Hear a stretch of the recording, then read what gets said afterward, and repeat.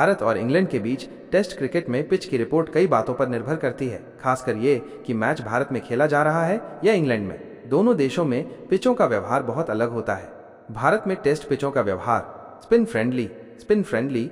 भारत में टेस्ट पिचों को आमतौर पर स्पिन गेंदबाजों के लिए मददगार माना जाता है। जैसे जैसे मैच आगे बढ़ता है, पिच सूखती जाती है और उस पर दरारें पड़ जाती हैं, जिससे स्पिनरों को काफी टर्न मिलता है। कम उछाल, लो बाउंस। भारतीय पिचें आमतौर पर कम उछाल वाली होती हैं, जिससे तेज गेंदबाजों को ज्यादा मदद नहीं मिलती।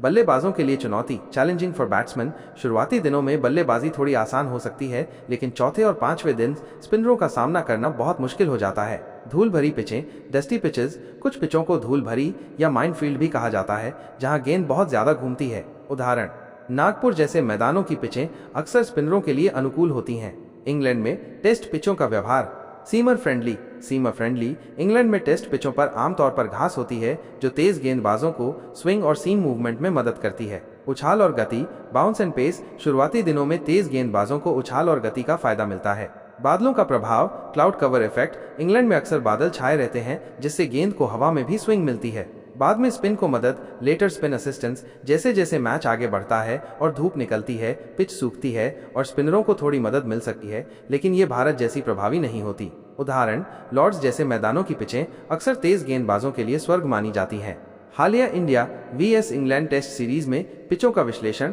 आगामी सीरीज के लिए अनुमान।